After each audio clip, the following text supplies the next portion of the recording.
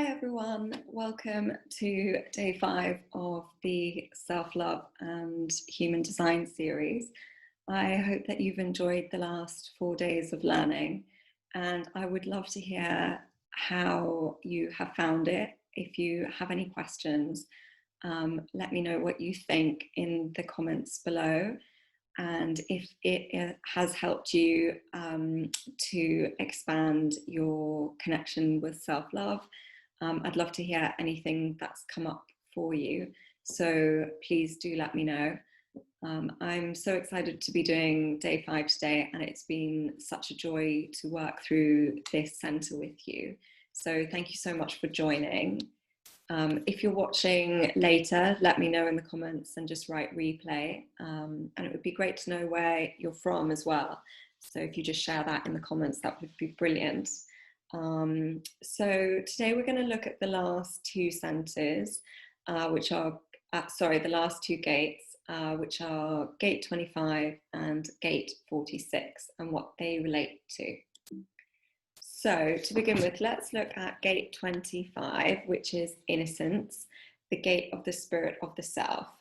And in some ways, this gate is quite a spiritual gate. This gate is asking us if we can fully accept who we are and live surrendered to our individuality, because we're all so different. Can we love ourselves exactly for who we are? And with this gate and with the energy in this gate, we have the potential to show others the possibility of what loving ourselves and loving life has to offer. And sometimes this energy can also show up as a feeling of a deep connection to the universe as well, sort of like a spiritual connection. There is a feeling with this gate that love is the key and love is the answer to all.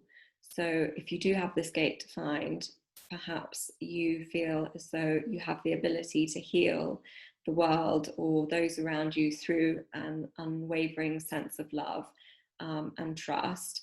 And if you don't have this gate defined, perhaps you get to explore this kind of love and the positive effects that it can have on us as a community or in the world itself. So this gate is also about trust and trust of self. Do we trust ourselves? Do we trust ourselves to make the right decisions? And normally self-love is connected to trust. If we have a great, if we have a connection to ourselves and love ourselves, we trust ourselves too. So, and we're very connected to ourselves. Whereas when we have a lack of trust, we have a disconnection to ourselves. So when we trust ourselves, we make decisions that are right for us. And the idea with this gate is to reduce the feeling of any disconnection or lack of trust that we have in ourselves, so that that does not impact on the decisions that we make in this lifetime.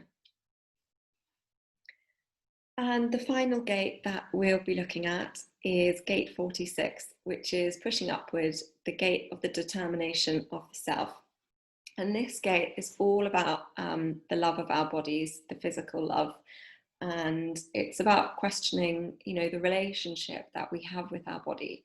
How can we experience this lifetime in a physical way that feels good for us? And do we look after our bodies? Do we nurture them? Are we kind to our bodies? Do we say kind things to our bodies? Or do we say not very kind things to our bodies?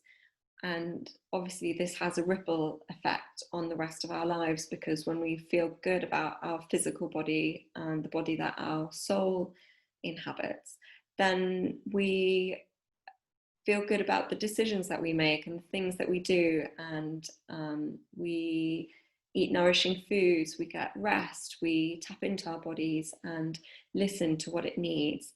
So the questions to ask yourself with this gate are, how can you look after your body and nurture it and care for it? And it asks us to connect to our bodies, and enjoy the bodies that we have, so that we can, love the life that we have. So that's the final of the gates, and I hope you found that helpful. And if you've got any questions, please let me know. It's been such a pleasure to do this mini series. I've absolutely loved it, and it's been wonderful having such great feedback. This mini series is an example of part of the content that I'll be releasing in my upcoming course in November, called Understand Your Energy. And we will be looking at the types and strategies, but we'll be really diving deep into each of the 9 centers and looking at how each of the centers impacts us and our lives, and how we can use the centers to create a deeper connection with ourselves, to find self-acceptance, to find self-love, and to build basically a better relationship with ourselves.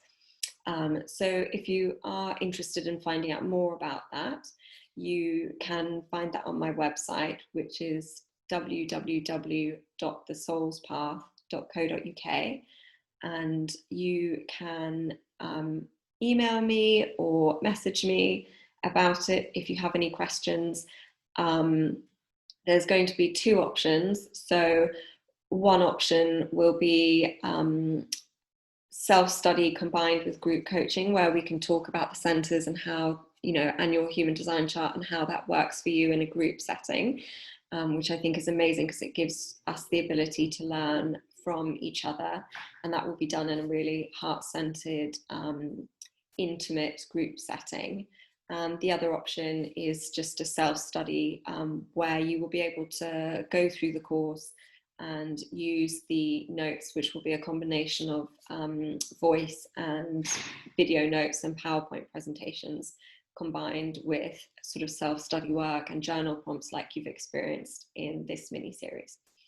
So if you have any questions, please get in touch. There's more information available about it on my website. And yeah, I'm very excited for that group coaching to start at the beginning of November.